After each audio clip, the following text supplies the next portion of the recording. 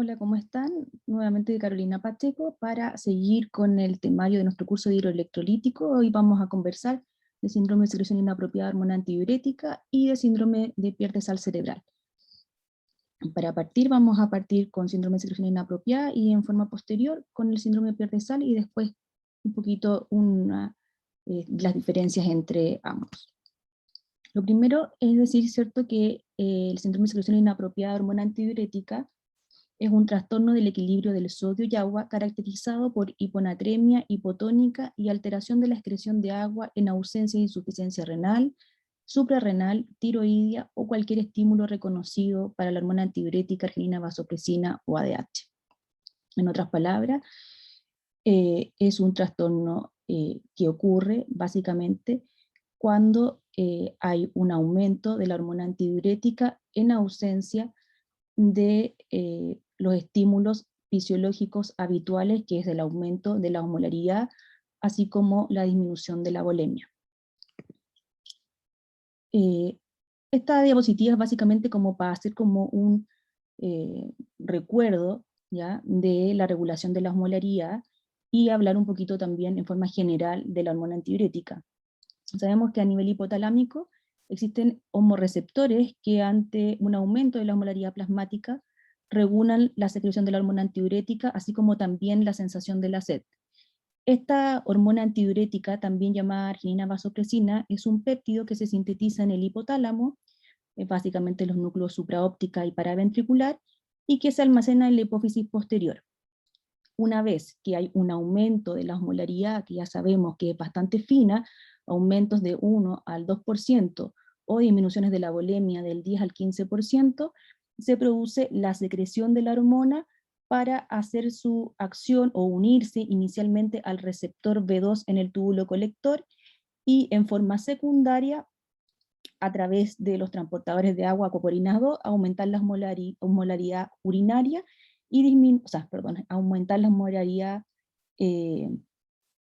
urinaria y disminuir el volumen urinario a eliminar. Este efecto, ¿ya?, tiene un límite, ¿ya?, y aumenta la hormona antidiurética hasta más o menos osmolaridades de 290 miliosmoles por litro, y después su secreción se mantiene constante. Sin embargo, si la osmolaridad plasmática disminuye bajo los 280, en general lo que se produce es una inhibición de la secreción de la hormona antidiurética, ¿ya?, que es lo que muchas veces no se produce en el síndrome de secreción inapropiada. Como yo les decía, el síndrome de secreción se debe a estímulos no osmóticos, y dentro de los que se mencionan en forma más habitual está la hipovolemia, el dolor, el estrés, las náuseas, la hipoxia, la acción de los agonistas beta-adrenérgicos, la activación del eje renina-angiotensina-aldosterona, la hipertensión portal, drogas, ARNs, opiáceos, etc. Que vamos igual algunos a tocarlo un poquito más adelante en forma más específica.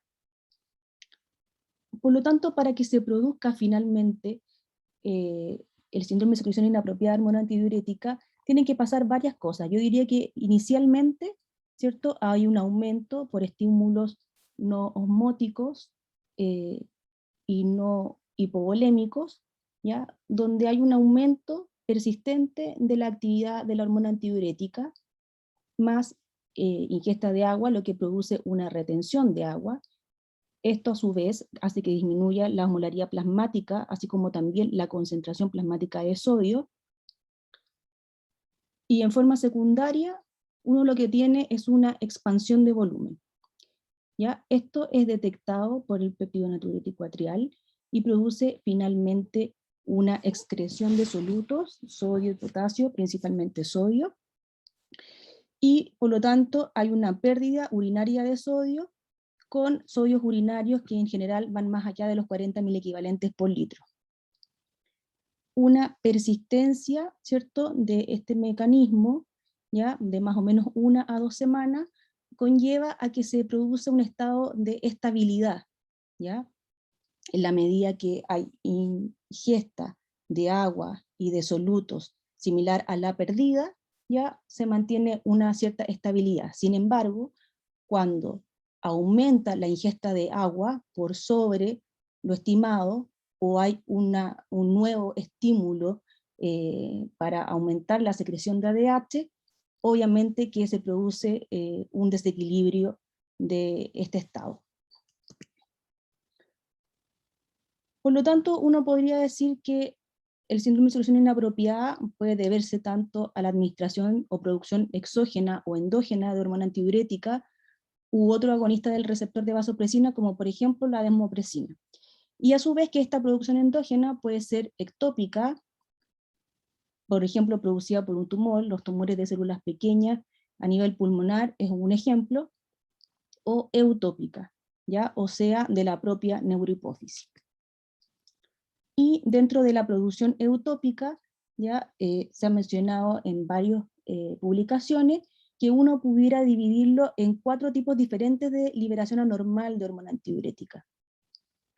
El tipo 1 son variaciones erráticas de la hormona antidiurética y que son independientes de la osmolaridad, ¿ya? Por lo tanto, lo que uno pudiera pensar es que hay una pérdida total de la regulación osmótica. En los tipos B hay un reajuste del osmostato, o sea, en otras palabras, el umbral se desplaza a la izquierda y ante osmolaridades un poquitito más menores de las habituales, ya se secreta hormona antidiurética y se mantiene estable dentro de un rango. En general, el sodio no baja más allá de 125 a 130 miliequivalentes por litro, y no hay una hiponatremia progresiva, porque en otras palabras solamente uno corrió el umbral solamente, ¿ya? Pero hay una buena respuesta y adecuada respuesta a aumentos de la osmolaridad por sobre ese umbral. En el tipo C hay una liberación normal de ADH con una osmolaridad normal o alta. Sin embargo, cuando le corresponde frenarse, porque ya se alcanzó la normalidad, ya no se produce la reducción de la ADH, y por lo tanto sigue manteniendo su secreción en forma permanente. Y el tipo D, que es el menos frecuente, y en general está más asociado a fármacos, ya se refiere básicamente a que hay una mayor sensibilidad a la hormona antidiurética, ¿ya? Por ejemplo, es lo que pasa un poco con la ciclofosfamida u otros medicamentos, ¿ya? Esto es un poquitito lo mismo para demostrar, ¿cierto?, las distintas curvas de los distintos tipos de secreción de hormona antidiurética. Ahí tienen, ¿cierto?, el tipo A, que es como errático, ¿cierto?, el tipo B, que ya decíamos que es el cambio del hormostato, el tipo C, que tiene que ver básicamente con que no se produce la inhibición de la secreción una vez que se ha llegado al equilibrio osmolar, y la tipo D, que básicamente tiene que ver con un aumento en la sensibilidad. Hay otras causas que también influyen en la patogénesis, y una muy importante son las mutaciones activadoras del receptor TB2, y lo otro que también puede incidir, no solamente como un trastorno único, sino que asociado al mecanismo de mantención, podríamos decir, del síndrome de secreción inapropiada de hormona antidiurética, son las alteraciones en los canales de acuaporina 2, donde se piensa que podría haber una pequeña resistencia ya a la hormona antidiurética, y eso favorecería finalmente que el paciente, pese a tener una hormona antidiurética elevada, de todas formas se produzca diuresis y el paciente no evolucione con edema. Por lo tanto, en el síndrome de secreción inapropiada de hormona antidiurética, uno tiene un exceso de ADH, hay una expansión hiposmolar del líquido extracelular, uno no encuentra edema periférico en forma habitual, ¿ya? Y puede haber edema celular, ¿ya?, dado por la hiponatremia, ¿ya?, en donde se producen los mecanismos de compensación que hemos conversado en las clases anteriores, con activación de los canales rápidos, sodio-potasio 2-cloro, sodio-potasio-cloro, y con la producción de homolitos orgánicos, ya, para mantener el volumen celular. Por otra parte también ya se ha visto que no hay grandes alteraciones en el ácido básico, básicamente porque, valga la redundancia, los hidrogeniones entran a la célula para mantener, ¿cierto?, el equilibrio, y en compensación, para mantener la electroneutralidad, sale potasio afuera de la célula. En este sentido, ¿cierto? Eso también favorece que no haya una evolución con hipocalemia pese al aumento de volumen en el extracelular. Sin embargo, toda vez que se mantiene el mecanismo que produce el síndrome de secreción inapropiada de hormona antidiurética, y si el sodio baja más allá de 115 miliequivalentes por litro, muchas veces se echa a andar el mecanismo del eje reina-angiotensina-aldosterona y puede haber excreción de potasio y eso favorecer finalmente la hipocalemia.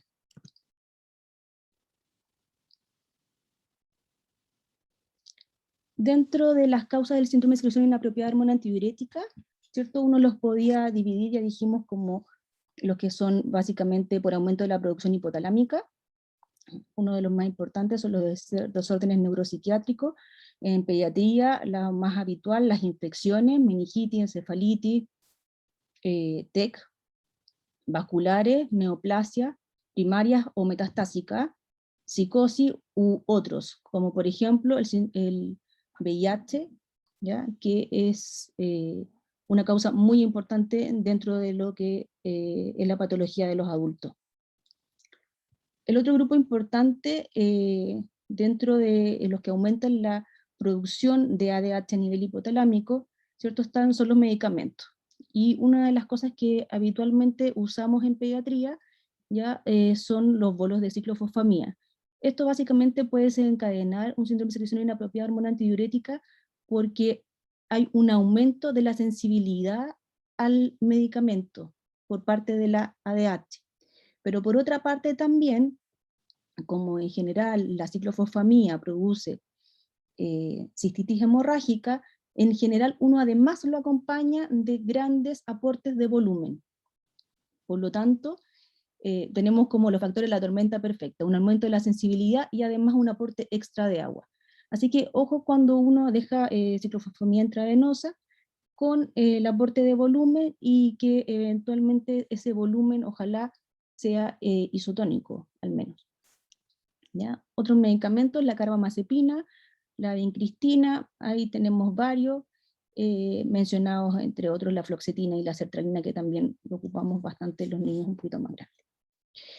La enfermedad pulmonar también es una gran fuente de síndrome de secreción inapropiada de hormona antidiurética, sobre todo cuando tenemos inviernos más duros, que no nos ha tocado en los últimos tiempos, dados básicamente por cuadros respiratorios agudos, neumonias, ya sea virales o bacterianas, ya lo que se piensa que pudiera ser el mecanismo que favorece el síndrome de secreción inapropiada de hormona antidiurética es una disminución en el retorno venoso pulmonar y que eso activaría finalmente la ADH. En el caso de la tuberculosis, además de este mismo mecanismo ser uno de los teóricos, también se ha visto que hay un reseteo de los mostatos. Así que eventualmente en los pacientes que están con tuberculosis puede ser que tengan este reseteo y por lo tanto el manejo va a ser diferente a que si fuera un SIAD de otro tipo de causa. ¿Ya? La falla respiratoria aguda, el asma, los neumotórax, etc. Los pacientes postoperados siempre los mencionamos en forma bien importante porque la gran mayoría de las veces son pacientes que están con aportes importantes de volumen, muchas veces hipotónicos, y además tienen algunos otros factores activantes del síndrome del eje ADH, como por ejemplo el dolor, las náuseas, además muchas veces están con medicamentos para el dolor que también actúan como factores que promueven la secreción de hormona antidiurética, ¿ya? Así que aquí con estos pacientes hay que poner especial como atención al volumen y al tipo de volumen que uno les va a dar. La náusea severa y los idiopáticos.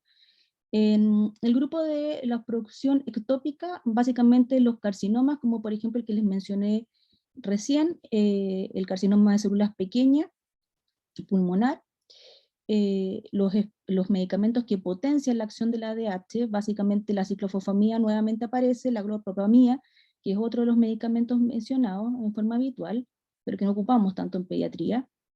La administración exógena de ADH, básicamente vasopresina o oxitocina, que corre más para las embarazadas, ¿cierto? Para, que se ocupa, ¿cierto? Como como medicamento para acelerar el parto, ¿ya? Y por otra parte, ¿cierto? Todos medicamentos o condiciones más que nada que puedan promover, ¿cierto? Alguna acción también antidiurética, como por ejemplo los prolactinomas o la macroglobulinemia de Waldenström.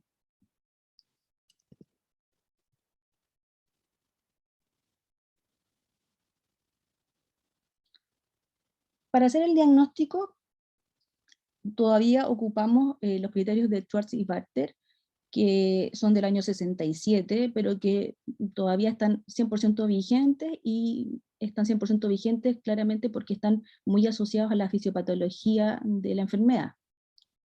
Por lo tanto, si tenemos un paciente que estamos sospechando eventualmente que tiene un síndrome de secreción inapropiada de hormona antidiurética, uno debería checar los puntos siguientes. Lo primero es que la osmolaridad plasmática efectiva está disminuida bajo 275 milimoles por kilo. Lo segundo es que la osmolaridad urinaria está inapropiadamente elevada, o sea, tiene una osmolaridad urinaria de más de 100 milimoles por kilo. ¿Ya? Esto dado básicamente por lo que mencionamos recién, que al haber un aumento del volumen, ¿cierto? Se produce activación del péptido natriurético, lo que favorece la excreción de los solutos. Para calcular la osmolaridad urinaria, lo podemos hacer derivado de la densidad urinaria en los menores, los dos últimos dígitos, multiplicados por 30 en los menores de 1 año, y por 35 en los mayores de 1 año. Si no tenemos esa posibilidad por alguna razón, ya de todas maneras uno puede también calcular la osmolaridad a través del sodio y el potasio urinario y del nitrógeno urinario. Y las formulitas se las puse ahí al lado, que en otras palabras el sodio más el potasio multiplicado por 2 más el nitrógeno ureico partido por 2.8. Le da, digamos, una osmolaridad urinaria bastante cercana a lo habitual, lo normal. Lo otro es que el paciente debe estar euvolémico. El sodio urinario está aumentado, más de 40 miliequivalentes por litro. Tiene que haber ausencia de compromiso renal, tiroideo o suprarrenal, o sea, alguna otra patología que pueda explicar lo que acabamos de mencionar. Y por supuesto que hay que descartar el uso de diurético. Si su paciente cumple con los criterios, podríamos entonces ya empezar a pensar cómo lo vamos a manejar.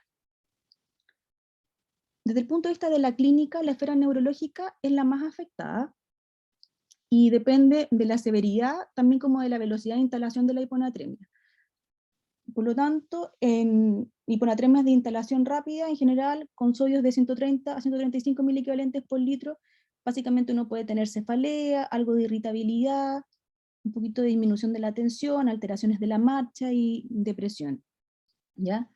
Sin embargo, si el sodio ya está en 120 a 130 miliequivalentes por litro, empiezan a aparecer más síntomas, y el niño puede presentar náuseas, vómitos, confusión, desorientación, somnolencia, bradisiquia, mareos. Cuando ya está bajo 120 miliequivalentes por litro, ya hay un compromiso aún mayor, y puede haber estupor, convulsiones, coma, depresión respiratoria. Las hiponatremias, a su vez, de instalación lenta, o sea, estamos hablando de más allá de 10 a 14 días, puede llevar el sodio plasmático a 115 o 120 miliequivalentes por litro, y el paciente estar prácticamente asintomático o levemente somnoliento, ¿ya? Y esto tiene que ver, obviamente, con los mecanismos de compensación de la célula cerebral.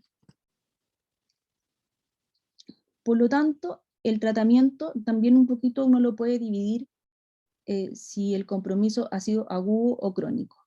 Lo primero es la restricción de volumen, que es lo más ampliamente conocido. En segunda instancia, el aporte de solución salina hipertónica o aumento eventualmente de proteína. Y como tercera instancia, el uso de diuréticos de asa.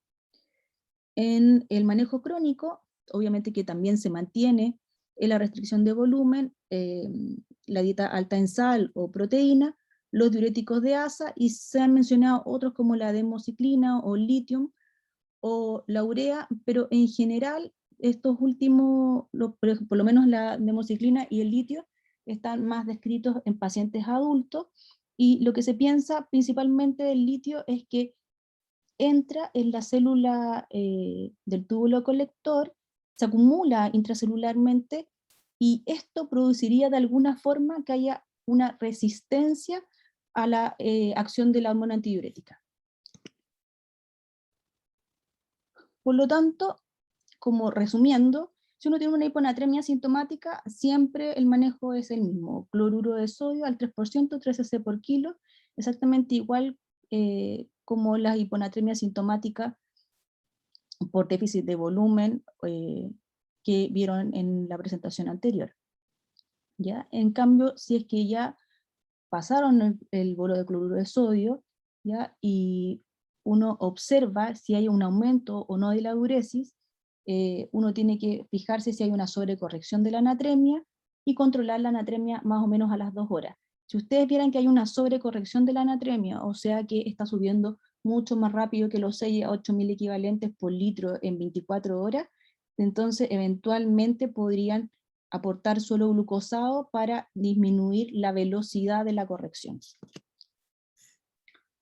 En el caso del SIAD asintomático, como ya les mencionaba, la restricción de volumen es lo más ampliamente difundido y una de las cosas más importantes, ¿ya? En general, se hablan en algunas publicaciones de restricciones del 60 al 70%, y hay otro par que hablan de 70-75%, ¿ya? En general yo les diría que uno tiene que ver el estado inicial del paciente, y inicialmente actuar con un poco más de cautela, partir con restricciones un poco menores, y en la medida que uno va viendo la evolución puede aumentar esta restricción hasta el 60%. Si no existe respuesta a la restricción de volumen, la segunda etapa, como les mencioné en 2 diapositivas atrás, es aumentar la excreción de solutos y proteínas de la dieta.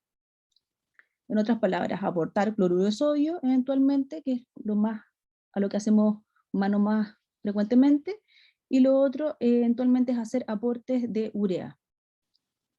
Vienen pastillas y también vienen como en sobre.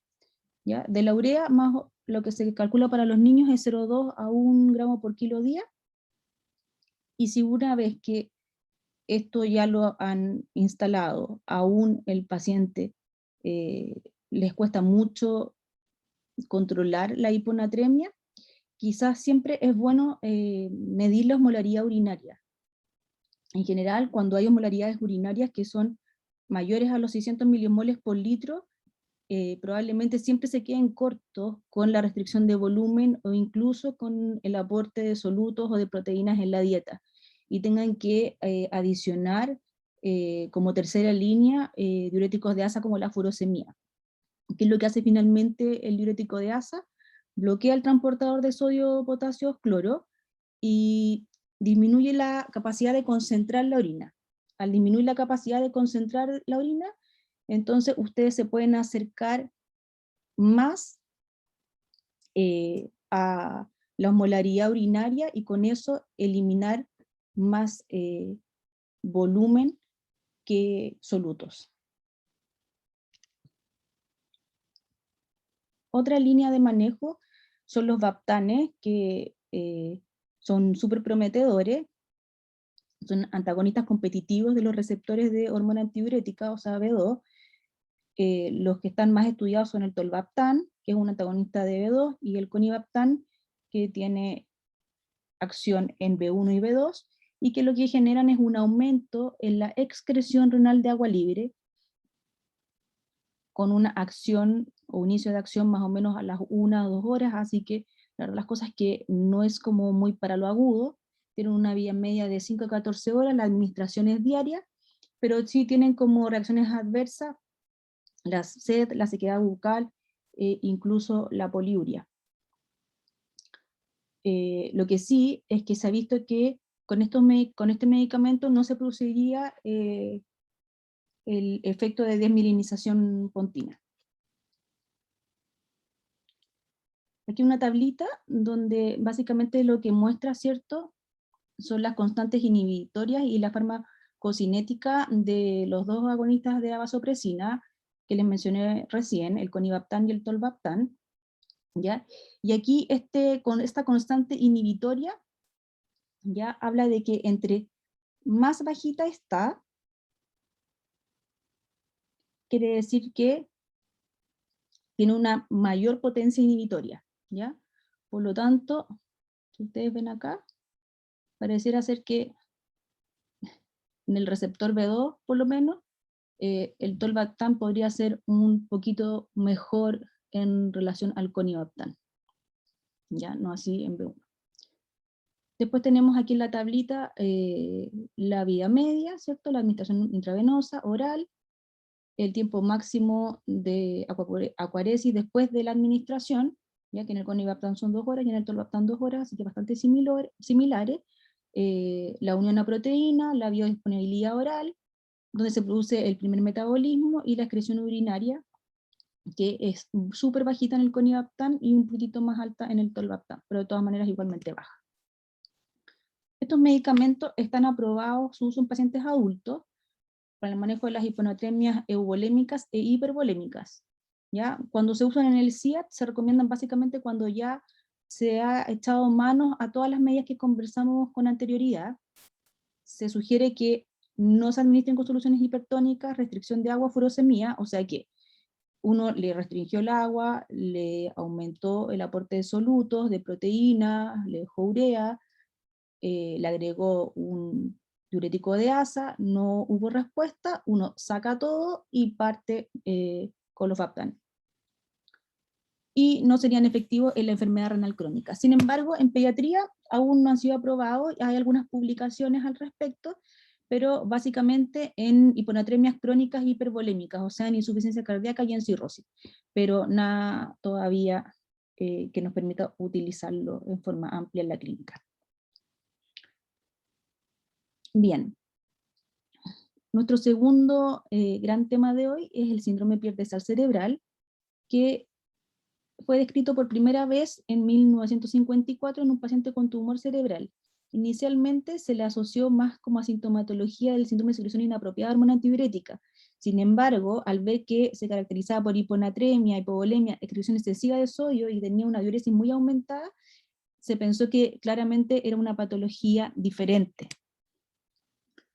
Los mecanismos fisiopatológicos, pese al tiempo que ha transcurrido, todavía no están muy claros. Se plantean básicamente dos mecanismos principales. Uno es la disminución, que habría una disminución del tono simpático sobre el riñón, con una alteración de la reabsorción de sodio, principalmente en los túbulos colectores. Y por otra parte, habría alguna sustancia que lo que más, o los candidatos más importantes han sido los péptidos natriuréticos, inicialmente péptido natriurético atrial y cerebral, hoy en día más tiradito más para el péptido natriurético cerebral, que lo que provocaría finalmente sería un aumento de la natriuresis, a su vez también inhibiría la liberación de renina, y también disminuiría el flujo de salida autónomo a nivel del tallo cerebral. Como que esos serían como los dos mecanismos más importantes por ahora como teóricos. Últimamente también hay algunas observaciones que sugieren que una molécula llamada adrenomodelina, que es un factor natriurético adicional, también podría mediar esta pérdida renal de sal. Pero todavía nada muy concluyente. Esto es un gráfico que más o menos explica lo que acabo de mencionar, ¿cierto? Tenemos el sistema nervioso central, esta alteración, ¿cierto? Podríamos decir como en la señalización, ¿cierto? Del sistema nervioso simpático, que produce finalmente una disminución de la reabsorción proximal de urato como de sodio. Eso llevaría, en el caso de los uratos, a hipoglucemia, y en el caso del sodio a un aumento, ¿cierto?, de la entrega distal de sodio, que finalmente llevaría a una natriuresis, sin pérdida concomitante de potasio. Finalmente, lo que tendríamos es una disminución del volumen circulante efectivo. Esto obviamente es sensado y hace actuar inmediatamente a la hormona antidiurética, la cual favorece la concentración urinaria y finalmente nos lleva a la hiponatremia. Por otra parte, esta disminución, ¿cierto?, del sistema nervioso simpático también disminuye los niveles de renina, de aldosterona, ¿ya? Y exactamente lo mismo. Aumenta la natriuresis sin pérdidas de potasio, disminuye el circulante efectivo, aumenta la hormona antidiurética, lo que favorece el aumento de la concentración urinaria y lleva a hiponatremia. En la rama del lado derecho está la segunda teoría, que es este aumento del péptido natriurético cerebral. Otros natriuréticos, como yo les mencionaba recién, esta adrenomedulina, ¿ya?, que lo que harían finalmente es disminuir la reabsorción a nivel, ¿cierto?, del túbulo colector, con producción de natriuresis, disminución del volumen circulante efectivo, aumento de la hormona antidiurética y finalmente aumento de la concentración y hiponatremia, ¿ya? Todo por el momento muy teórico, pero suena un poco lógico, ¿ya? Así que en el síndrome pierdesal cerebral uno tiene una hiponatremia con hiposmolaridad, un sodio urinario mayor de 40 miliequivalentes por litro, el paciente presenta poliuria, hay hipovolemia, a diferencia, como mencionábamos, del síndrome de secreción inapropiada, hay una clínica de deshidratación, el Cleanest de agua libre está negativo y hay hipouricemia. Los síntomas son los clásicos de la hiponatremia y por supuesto que también tiene que ver con el tiempo de implantación. Pueden ser desde nada, dolor de cabeza, letargia, mareos, ataxia, algo de confusión, psicosis, convulsiones e incluso llevar al coma, si es importante o ha sido de muy rápida instalación. El manejo, básicamente la hiponatremia sintomática, siempre cloruro de sodio al 3%, 3 cc por kilo, y en el caso ya de las, digamos, de la mantención, o en el caso de las hiponatremias asintomáticas, ¿cierto?, entre comillas asintomáticas, porque igual hay depresión de volumen, corregir la depresión de volumen y corregir la hiponatremia. Esto se puede hacer con soluciones isotónicas o incluso hipertónicas. Si el manejo es refractario, uno eventualmente podría usar como segunda instancia fluorocortisona a 0,1 a 0,2 miligramos 2 veces al día por vía oral, y uno lo mantiene hasta que alcanza la corrección del sodio y del volumen, lo cual más o menos se demora 3 a 5 días aproximadamente.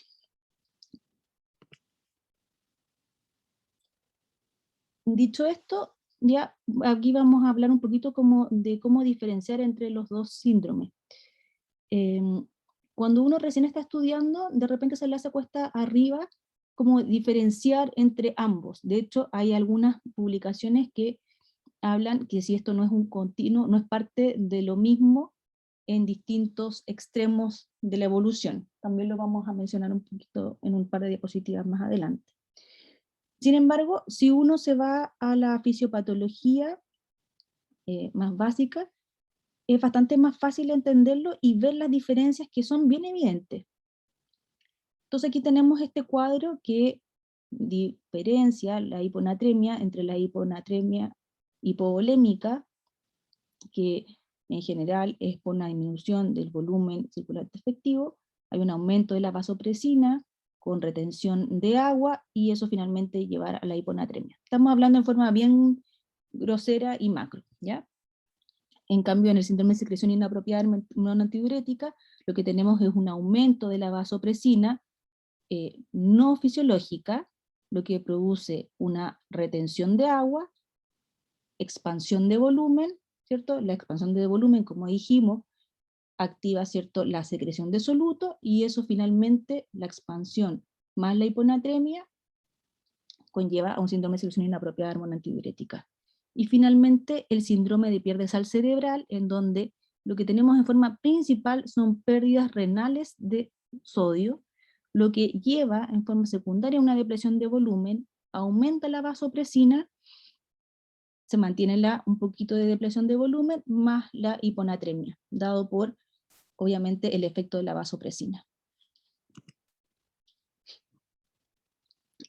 Otra tablita también como para ayudarnos un poquito a diferenciar, y aquí si ustedes se van, esta tabla también está hecha para hacer el diagnóstico diferencial entre las hiponatremias. Pero si ustedes se van a la tercera columna, donde aparece el SIAD, ¿cierto? Básicamente es un aumento anormal de la hormona antidiurética con un sodio corporal total normal, un sodio urinario normal, o 40 puede estar un poquito alto, y una excreción, un clearance de agua libre, perdón, negativo. En el caso del síndrome pierde sal, que está en la columna 5, ¿ya? Acá, básicamente hay hipovolemia por pérdidas renales de sal con un sodio urinario mayor de 20, mucho mayor, y también con un clearance de agua libre negativo. Para los que no recuerden cómo sacar el clearance de agua libre, ya aquí arribita también les dejo la fórmula. Y por último, una tercera tablita también como para ayudarnos un poquito a hacer el diagnóstico diferencial. Aquí básicamente entre SIAD y pierde sal cerebral, donde la concentración sérica de urea en general en los dos es más bien como normal baja, ¿ya? Sin embargo en el pierde sal, la concentración sérica de urea puede ser también un poco alta.